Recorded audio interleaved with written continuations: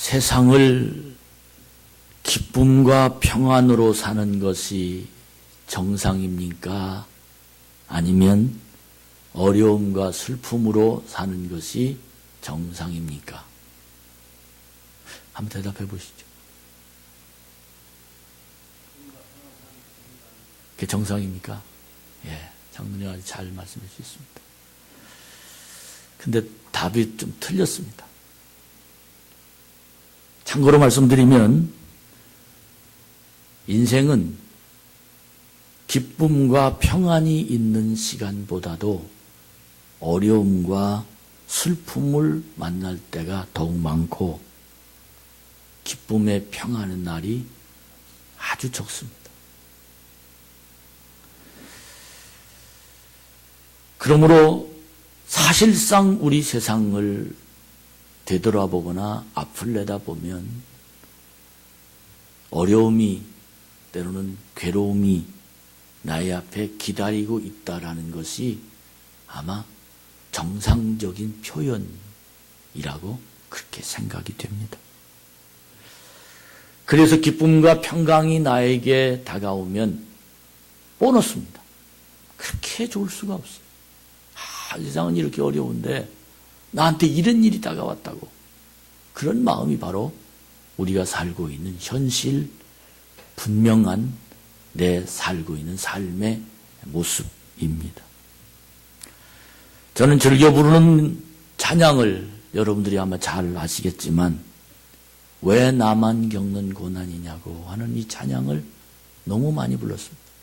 또 어디 가든지 이 찬양을 부르면 모든 성도들이 공감합니다. 우리 성도들도 이 찬양을 부르면서 내 자신의 슬픔, 내 자신의 내 뜻대로 되지 아니한 이런 환경 때문에 내 마음과 어쩌면 그렇게 다릅니까? 하는 그런 마음으로 이 찬송을 공감하면서 불렀던 일들이 한두 번이 아니었을 것입니다. 근데 저는 왜 나만 겪는 고난이냐는 이 서두에 나오는 이 찬송가 처음에 나오는 이 내용보다도 사실은 고난의 뒤편에 있는 주님이 주실 축복을 미리 보면서 감사해라. 이 메시지가 내 가슴 깊이 하나님의 음성으로 들렸던 것입니다. 너무 견디기 힘든 지금 이 순간도 주님이 일하고 계시잖아요. 남들은 지쳐서 앉아 있을지라도 당신만은 일어서세요. 왜? 나는 하나님이 함께 하시기 때문이다. 이게 믿음입니다. 이게 신앙입니다. 하나님의 섭리는, 하나님의 인도하심은 고난의 상황에서 우리에게 깊은 위로와 격려를 안겨줍니다. 내가 지금 하나님의 인도하심과 하나님의 간섭하심과 하나님의 나를 위한 계획이 믿음의 눈으로 내 자신이 바라볼 수 있다면 우린 결코 슬픔과 괴로움이 인생이라고 말하지 않고 어쩌면 이 슬픔과 고난 뒤에 하나님의 기쁨과 평안이 준비하고 있다. 이렇게 내 자신을 분명하게 소신 있게 이야기할 수 있을 것입니다. 하나님의 계획을 아는 사람은 환난 가운데도 환난 보지 않습니다. 하나님의 인도를 봅니다. 하나님의 섭리를 봅니다. 하나님의 섭리와 하나님의 인도를 체험한 사람은 어느 상황 가운데서도 그 상황을 벗어나서 고난 뒤에 하나님의 손길을 늘 보고 의식하면서 용기도 생기고 희망도 생기고 인내도 할 수 있는 하나님의 사람이 될 수 있습니다. 욥은 하나님의 인도로 행복한 세상을 살다가 하루아침에 고난을 당합니다. 가족도 다 잃어버립니다. 재산도 다 잃어버립니다. 건강도 모두 다 잃어버립니다. 왜 잃어버렸습니까? 참 기가 막힐 노릇입니다. 그 잃어버린 이유를 보면 믿는 사람으로서 더 깜짝 놀랄 일입니다. 그 깜짝 놀랄 일이 왜 욥이 그렇게 하루아침에 자기가 가지고 있는 모든 부와 행복을 잃어버렸느냐 하면 하늘에서 사단과 하나님과 회의를 하다가 결정된 내용이 욥의 가문을 완전히 초토화시켜라. 그렇게 사단에게 하나님께서 욥을 내줬기 때문에 욥의 가정이 그렇게 무너져 버리고 만 겁니다. 오늘 욥기 1장을 여러분들이 읽어보면 특별히 7절을 읽어보십시오. 7절을 여러분들이 보면 사단이 하나님 앞에 나와서 내가 어디에 갔다 왔느냐라는 그 질문을 듣고 사단이 제가 땅에서 여기저기를 왔다 갔다 하다 왔습니다. 그러면서 8절 이하에 보면 너 내가 그렇게 사랑하는 욥을 유심히 살펴보았느냐 그렇게 질문합니다. 땅 위에는 아마 욥의 그렇게 훌륭한 정직한 의인인 그런 신앙이 좋은 정말 하나님의 사랑 안에 있는 그런 욥을 아마 없을 것이다. 그렇게 하나님이 욥을 칭찬하니까 9절에 보니까 사단이 하나님 앞에 대답을 하네. 공격을 하는데 그 공격의 얘기가 뭐냐면 아니 이유 없이 욥이 저렇게 하나님을 사랑할 턱이 있습니까? 그러면서 10절에 그 집안을 그렇게 축복을 주셨는데 그가 가진 건 모두 다 하나님이 주셨는데 하나님이 그렇게 주셨는데도 하나님을 사랑하지 않는다면 그건 말이 안 되죠. 하나님이 욥을 최고 사랑해서 욥은 그렇게 하나님의 사랑을 갚을 수밖에 없는 사람이라 하나님께 인정을 받는 겁니다. 라고 사단이 하나님 앞에 욥이 하나님을 사랑하는 이유를 대변해 주었습니다. 그러면서 12절에 그 말을 듣고 하나님께서 뭐라고 사단에게 얘기했느냐면 사단아 좋다. 그럼 내 그 모든 재산 욥이 가지고 있는 재산 내 마음대로 다 해도 좋다. 욥의 모든 것 다 내 마음대로 해도 좋다. 그러나 그 몸, 몸이란 말은 여기 생명입니다. 생명만큼은 손가락 하나도 대지 마라. 그러면서 결정 났습니다. 그 결정이 뭡니까? 욥을 사단 내 맘대로 해라. 가족을 몰살시키든지 재산을 다 파괴시키든지 그의 건강을 어떻게 하든지 그래서 결정난 내용 상황 때문에 욥이 하늘의 해이 때문에 욥이 지금 엄청난 고통을 당하고 있는 그런 상황의 내용입니다. 왜 하나님이 욥을 사단에게 내줬습니까? 딱 한마디입니다. 하나님이 복을 주셨으니까 욥이 하나님을 사랑하지요. 하나님이 저주를 줬으면 욥이 하나님을 사랑할 줄 압니까? 이런 질문입니다. 하나님은 그 말을 듣기 싫었어요. 내게 받은 것 때문에 사랑하면 내가 안 주면 욥이 날 사랑하지 않겠느냐? 이 말 때문에 하나님은 분명히 욥은 내가 욥에게 아무것도 안 줘도 욥은 날 사랑할 거야 하는 기대를 이 말이 무슨 말이냐면 욥을 하나님이 다시 만드시려는 하나님의 과정이었습니다. 그리고는 하루아침에 사단이 내려가서 욥을 완전히 초토화시킵니다. 자식 10남매가 있는데 10남매를 다 죽입니다. 그의 재산 완전히 깡그리 다 없애게 만듭니다.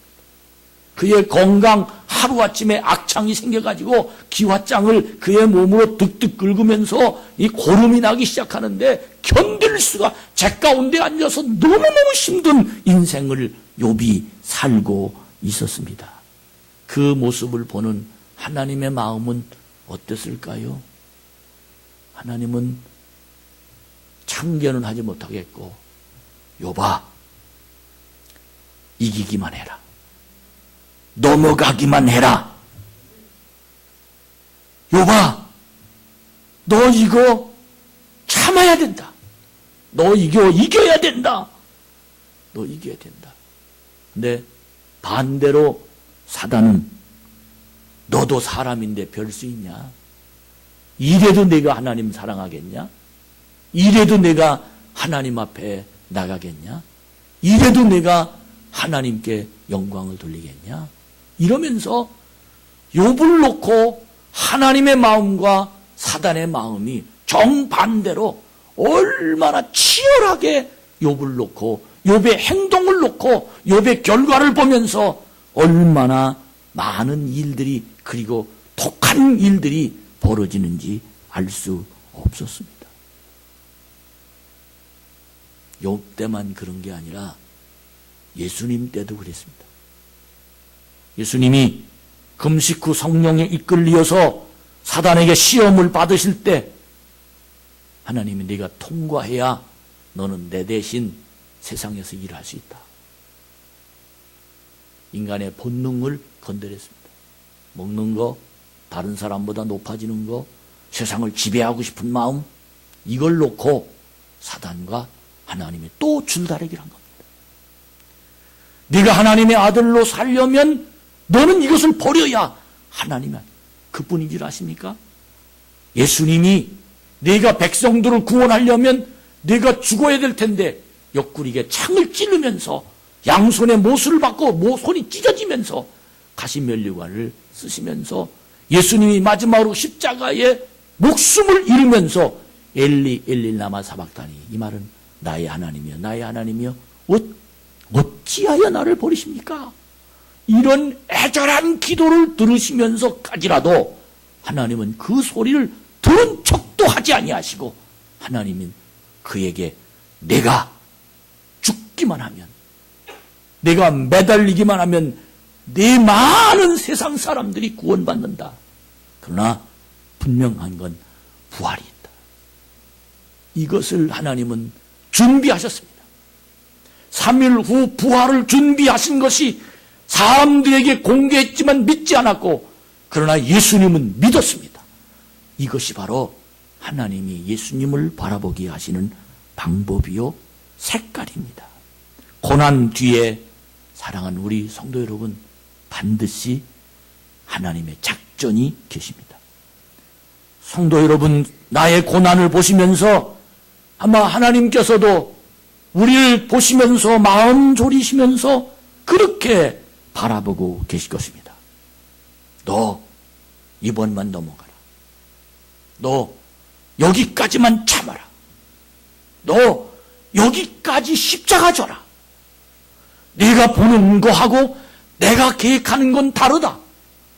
너 썩어 문드러져도 자존심이 상해서 내가 죽을 것 같아도 여기까지만. 여러분, 곡식도 썩어야 싹이 납니다. 세상의 모든 이치도 자기 형체가 무너져야 새로운 하나님의 잎이 피게 만듭니다. 내 인생도 내가 무너져야 하나님이 나를 작업하십니다. 이런 하나님의 승리, 여러분과 저에게 이런 하나님의 복이 넘쳐나는 자가 되기를 주님의 이름으로 축복합니다. 어느 청년이 세상을 살기가 너무 어려워서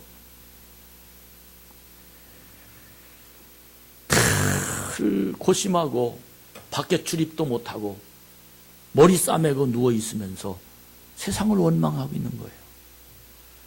신앙생활을 잘하는 청년이었는데 한 주도 안 보이고 그 다음 주도 안 보이고, 그래서 그 교회에 어느 노인분이 그 청년을 신방을 갔답니다.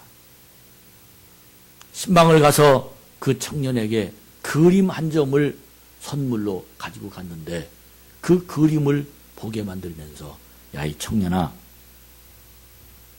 너 이 그림 좀 자세히 쳐다봐라. 이렇게 그림을 자세히 쳐다보더니, 그리고 너 그림에서 뭐가 보이냐 그러더니 이 청년이 할아버지, 여기 빛이 보이네요. 이렇게. 그래, 또 뭐가 보이냐? 아, 여기 사자가 보이네요. 오, 그래? 그리고 또 뭐가 보이냐? 아, 여기 다니엘, 밑에 다니엘이라고 썼어요. 다니엘이 보이네요. 그렇게 이 그림에는 세 종류가 그려져 있기 때문에 이 청년은 세 종류의 그림을 할아버지에게 질문하는 대로 대답을 했습니다. 근데 자꾸 할아버지가 그 청년에게 질문을 또 하는 거예요. 여기 뭐가 보이냐? 또 여기 이게 보입니다. 또 뭐가? 한 30분을 질문하니까 이 청년이 아주 화가 슬그머치 올라오고, 아이, 할아버지 왜 그러세요? 그랬더니 할아버지가 정색을 하면서 그 청년에게 대답해 주기를, 야, 너는 정말 내가 보아야 할 것을 못 보고 있구나. 요 다니엘 좀 쳐다봐라. 너는 이 다니엘이 무엇을 보고 있는 것 같으냐? 그랬더니 이 다니엘을 쳐다본 그 청년이, 다니엘이 지금 사자 쳐다보고 있는 거 아니에요? 무서워서? 그랬더니 그 노인이 하시는 말씀이, 다니엘은 지금 사자를 쳐다보고 있는 것이 아니라 다니엘의 눈동자를 쳐다보란 말이야. 지금 다니엘은 하나님을 쳐다보고 있단 말이야. 지금 이 집안의 사자가 자기를 죽이려고 왔는데, 빛은 빛이지만 어두컴컴하지 않지만 환하지만, 그러나 이 다니엘이 너무너무 무섭지만 이 다니엘의 눈동자는 사자를, 무서운 자기를 잡아먹으려는, 자기를 찢으려는 사자를 보고 있는 것이 아니라, 이 다니엘의 눈은 지금 사자는 관심이 없고 하나님을 보고 있다는 거야. 그러면서 그 청년을 향해서 하는 말이, 환난이, 고난이, 내 인생이, 내 삶이 힘들긴 하지만 내 삶을 쳐다보면 해결할 길이 없어. 내 인생을 보면 거기에 해답이 없어. 인생은 슬픔과 괴로움밖에 없는 게 인생이야. 그게 정상이야. 그런데 그 인생을 쳐다보면 거기서 어떻게 내 길이 열릴 수 있느냐? 너는 지금 다니엘이 사자를 보지 않고 하나님을 쳐다보는 눈동자처럼 너는 지금 하나님을 봐야 돼. 내 눈은 하나님을 바라보아야 그곳에 길이 있고, 그곳에 하나님의 너를 통한 계획이 있고, 그곳에 하나님이 너를 축복하실 거야.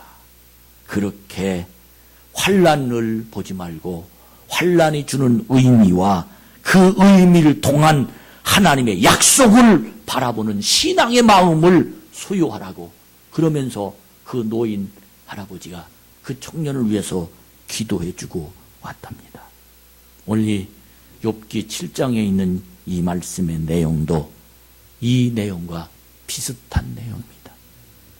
욥기 7장 1절부터 10절까지 보면 그렇게 당당하게 주신 것도 하나님이요, 가져가는 것도 하나님이요, 내가 어머니 뱃속에서 나왔을 때 아무것도 안 가지고 나왔는데 지금 가지고 있는 거 다 하나님이 주셨다가 하나님이 다 가져가는 겁니다. 그러니 내가 무슨 너는 괜찮습니다. 저는 오직 하나님께 예배드립니다. 하나님, 내 경배를 받으시옵소서. 하나님 그러면서 그렇게 당당하게 있었던 욥도 고난의 시간이 오래 가고 친구들이 욥에게 자꾸 여러 가지 이야기를 하면서 욥의 마음이 산란스럽게 하니까 욥이 지금 하나님 앞에 자기 자신을 쳐다보면서 자기 형편을 하나님께 이야기하는데, 그 이야기하는 내용을 1절을 보면 정말 너무 심각하게 그 내용을 이야기합니다. 하나님, 땅에서 사는 고해가 그 삶의 품꾼의 삶과 다를 바가 무엇이냐? 그리고 2절에 보니까 좋은 땅거미 자기를 간절히 기다리는 것 같이 품꾼이 하루 품삯을 애타리게, 이 말은 하나님, 내가 이렇게 기다립니다. 심지어 더 읽어보면 내 생일이 저주스럽습니다. 나 이렇게 너무 고통받아야 되는 겁니까? 나 너무 어렵습니다. 정말 죽을 것 같습니다. 나 이렇게 너무너무 힘들어서 감당할 수가 없습니다. 4절, 5절, 6절 계속해서 10절까지 말씀을 보면 내가 하나님 오늘 죽을까 내일 죽을까 난 죽는 날 기다립니다. 새벽까지 내가 죽고 싶습니다. 차라리 날 죽여주십시오. 그렇게 벌레 같은 나, 흙먼지 같은 나로 세상에 내가 이렇게 살다가는 죽는 게 좋습니다. 그렇게 자기 자신에 대한 이야기를 비하하면서 너무너무 힘들어하는 그 욥이었지만 실절에 뭐라고 욥이 하나님 앞에 자기 자신을 얘기하냐면 내 인생이 바람임을 기억해 주십시오. 내 인생이 바람. 이 말이 무슨 말이냐면 하나님 만났던 그때, 하나님 날 만나주셨던 그때, 하나님 나를 축복하셨던 그때, 하나님 기억하시죠? 나 지금 그때를 기억하고 싶습니다. 사랑하는 여러분, 여러분과 제가 주님이시여 나를 기억해 주시옵소서라고 말한 오늘 이 7절에 있는 바람, 인생, 이 내용을 생각해 보면서 전 그런 마음을 가요. 하나님, 내가 세상을 어렵게 살지만 주님이 나를 기억만 해주시면 난 행복합니다. 왜 그런 줄 아세요? 주님이 나를 기억해주면 내가 왜 행복하다라고 욥이 얘기한 줄 아십니까? 목사가 왜 주님이 나를 기억해 주시면 행복합니다. 그렇게 왜 여러분에게 자신 있게 얘기하는 줄 아십니까? 여러분에게 주님이 당신을 기억하기만 하면 그 고난도 당신은 절대 헛된 것이 아니야. 당신 주님이 기억하기만 하면 당신은 행복의 인생을 사는 거야. 그렇게 장당하게 제가 여러분에게 왜 이런 말씀을 할 수 있는지 아십니까? 주님이 날 기억해 주시기만 하면 주님과 만났던 그날, 주님이 복 주셨던 그날, 주님이 나에게 해주셨던 그 말씀, 주님이 나에게 비전을 주셨던 그 모습, 주님이 나에게 꿈을 주셨던 그 희망, 주님이 나의 기도 중에 약속해 주셨던 그 말씀, 나에게 주님이 이렇게 해주시겠다고 길을 여줘주셨던 그 하나님의 계획, 하나님 그 기억만 해주시면 내가 지금 어떤 고난이 다가온다 할지라도 참을 수 있습니다. 기다릴 수 있습니다. 주님이 나에게 해주셨던 그 믿음의 메시지만 나에게 지금 주님이 기억만 하시면 나는 생생히 기억합니다. 주님이 잊어버리시지만 않았으면 반드시 나는 주님이 계획대로 진행될 줄로 믿습니다. 그렇게 욥은 하나님의 약속을 기억하면서 나에게 만나주셨던 그 기억을 해달라고 하나님께 간구하고 있습니다. 신앙인의 열매는 지금 재산의 풍성함 얼마고 지금 돈이 얼마가 있고 지금 내 자식이 훌륭하고 내가 건강하고 내가 명예가 어떻게 올라가고 내가 지금 뭐 형통하고 내가 지금 잘난 체하고 이것이 신앙인의 열매가 아니라 신앙인의 열매는 지금 고난이 이라 할지라도 하나님의 고난의 뒤편에 나에게 주신 약속을 믿고 가는 게 신앙입니다. 이것이 믿음입니다. 내 눈에 보이는 것은 너무 견디기 어려운 내 인생이라 할지라도 이 눈이 거쳐지면 하나님의 약속이 진행됩니다. 이것이 믿음입니다. 내 삶이 지금은 아무것도 아니라 할지라도 하나님이 나를 통한 약속을 내가 믿기만 하면 이 약속은 내 인생이 하나님의 놀라운 역사로 나를 축복하시는 은혜의 능력이 우리에게 일어나게 될 줄로 믿습니다. 이 약속을 믿고 걸어가는 사람은 아무리 고통스러워도 한 걸음 한 걸음 그 발걸음이 자신 있습니다. 약속을 받은 사람은 인내할 수 있습니다. 약속을 받은 사람은 고난의 뒤편에 있는 주님이 주실 축복이 보입니다. 약속을 받은 분명한 사람은 하나님이 우리를 새롭게 능력 주신다는 사실이 믿어집니다. 지난 금요일 날 심야기도회를 하면서 다른 날과는 다르게 30분 동안 하나님이 만드시는 나를 바라보면서 기도하자. 그렇게 얼마나 열심히 기도했는지. 그 기도를 끝나고 난 다음에 하나님이 나를 위한 어떤 말씀을 하셨습니까? 난 그 말씀을 한마디로 나눴어요. 제가 먼저 얘기했습니다. 하나님이 저에게 기도하는 동안에 내가 너의 갈 길을 내가 보여주리라 하시는 말씀을 알겠어요. 거기에 모였던 많은 사람들이 다 하나님이 자기에게 주시는 말씀을 고백했어요. 하나님, 난 이런 말씀을 들려주셨습니다. 하나님, 나에게 이렇게 말씀해 주셨습니다. 저는 희망이 생겼습니다. 그 희망이 뭐냐면 당신과 하나님은 지금 만나고 있다. 당신의 모습을 하나님 지금 보고 계시다. 당신에게는 분명히 하나님의 약속하고 계시다. 나는 이 말씀을 받으면서 희망이 생겼습니다. 무슨 말입니까? 여기 수십 명, 여기에 하나님의 말씀을 듣는 사람이 있지만 그러나 전 그 중에 한 사람이라도 하나님의 약속을 받고 그 약속 때문에 예배드린다면 그 사람으로 인하여 하나님이 이곳에서 역사하실 줄로 믿습니다. 사랑하는 여러분, 사람의 생각은 기쁨과 평안을 기대하지만 세상은 그런 날보다 슬픔과 고통의 날이 더 훨씬 많은 것을 우리는 시인할 수밖에 없습니다. 그러나 참고 기다리고 이 세상을 억지로 정말 눈뜨기 싫을 정도로 고통스러운 이 세상을 살아가는 우리의 모습은 무엇 때문입니까? 저는 분명히 믿습니다.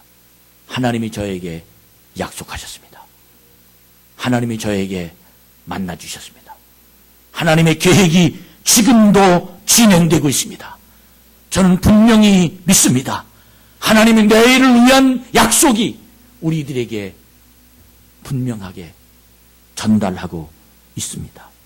하나님께서 나를 기억해 주시면 세상이 나를 버려도 여러분과 저는 만족하면서 고난의 뒤편을 바라볼 수 있는 눈이 열리게 될 줄로 믿습니다. 욥의 소망은 하나님 기억해달라는 겁니다. 하나님은 욥을 쳐다보면서 너 이 환난을 뚫고 나가야 된다. 너 이 고난을 넘어서야 된다. 그래야 내 계획이 진행할 수 있어. 우리 하나님은 지금도 우리를 응원하고 있습니다. 고난을 겪음으로 우리들은 참된 그리스도인이 될 수 있습니다. 성숙한 그리스도인 가운데 고난을 겪지 않은 사람은 한 사람도 없습니다. 미숙한 믿음이 흔들리는, 날마다 시험 속에 빠져드는, 날마다 불평과 원망과 날마다 예배되지만 그 속에 말씀이 살아있지 못하는 사람들의 구체적인 모습을 보면 그는 고난을 이기기는커녕 고난을 다 벗어버리려고 떼를 쓰다가 결국은 하나님이 그를 축복하시지 못하는 무능한 사람으로 전락할 수밖에 없는, 영원히 헤어나지 못하는 고난 속에 사는 사람들을 얼마나 많이 보는지 알 수가 없습니다. 고난과 환난은 인생의 적이 아니라 인생의 연단자입니다. 할렐루야. 우리는 아름다운 열매를 봅니다. 그 열매가 그냥 맺었습니까? 아닙니다. 10월은 열매의 달입니다. 내 자식을 키웁니다. 그 자식이 그냥 키웁니까? 자식이 조금 잘못했다고 너 죽일래? 살래? 너 내 자식 아니야? 너 어떻게? 그 자식이 열매를 제대로 기를 수 없습니다. 참고 기다리고 그 열매 되도록 응원해주고 그 열매가 빛깔이 나도록, 이것이 바로 부모입니다. 하나님이 내가 잘못했다고 너 죽어? 다리 분질러 놔? 그렇게 하시는 하나님이 아닙니다. 내가 삐딱한 길을 걸어간다 할지라도 너 그러면 되냐라고 발을 동동 구르면서 돌아오기를 기다리시는 분이 하나님이십니다. 왜? 그 돌아와야 고난의 뒤편의 길이 진행되고 있기 때문입니다.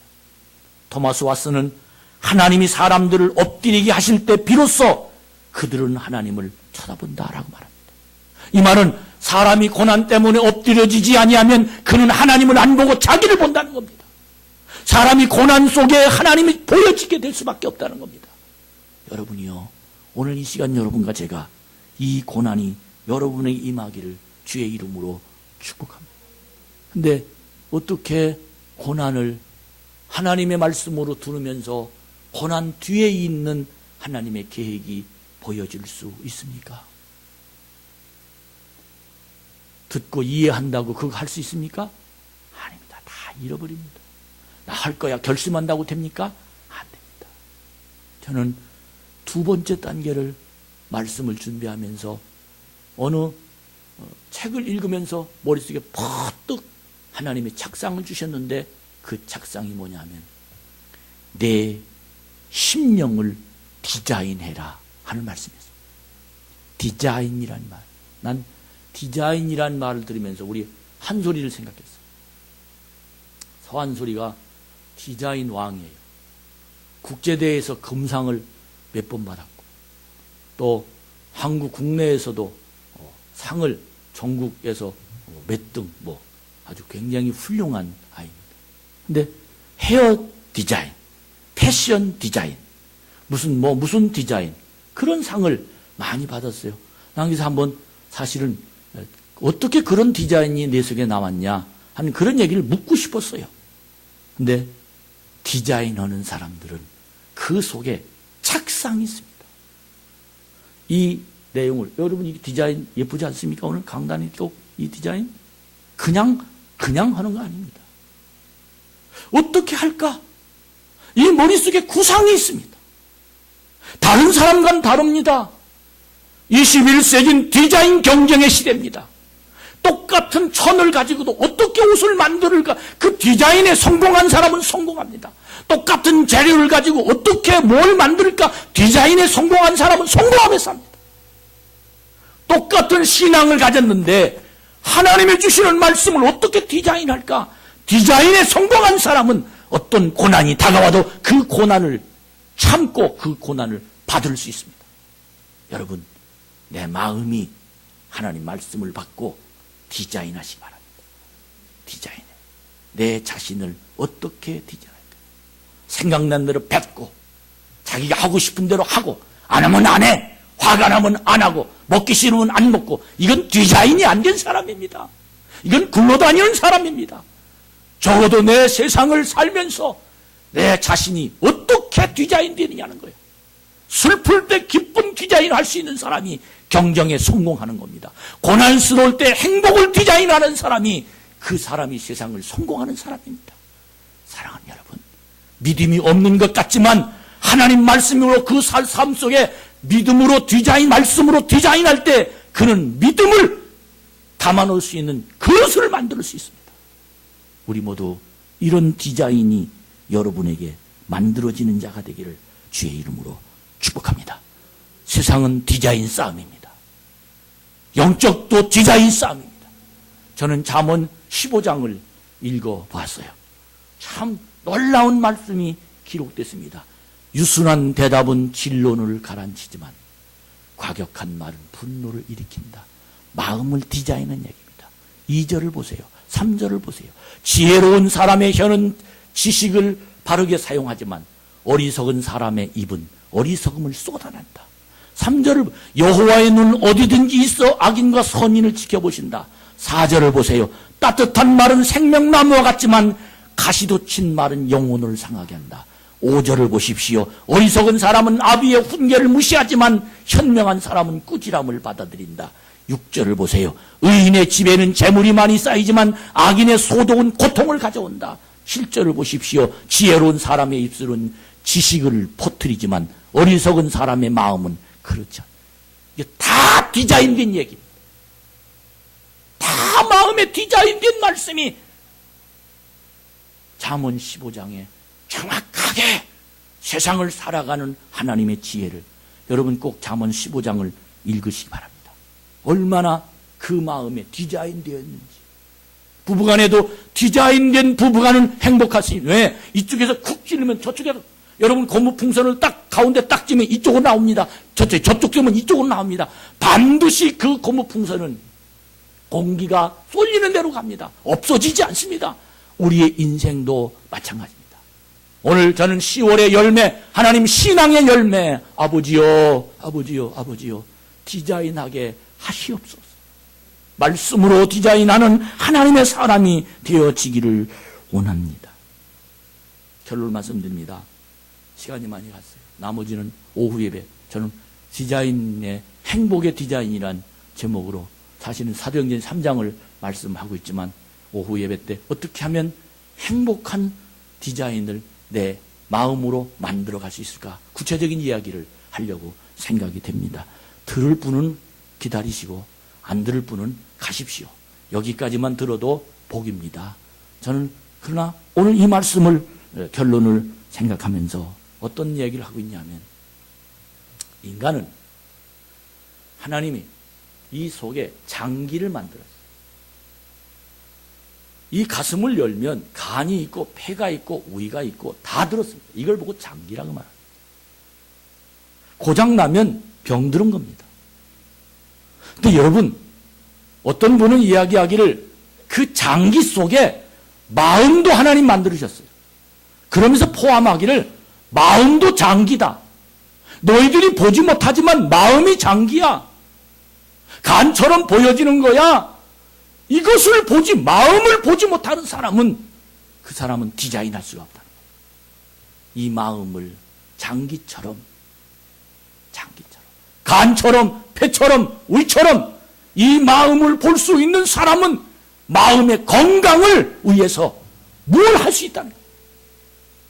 우리는 우리의 건강을 위해서 어떻게 뭘 먹고, 간의 건강을 위해서 뭘 먹고, 다리의 건강을 위해서 이걸 하지만 마음의 건강을 디자인 위해서는 여러분 무엇을 하고 계십니까?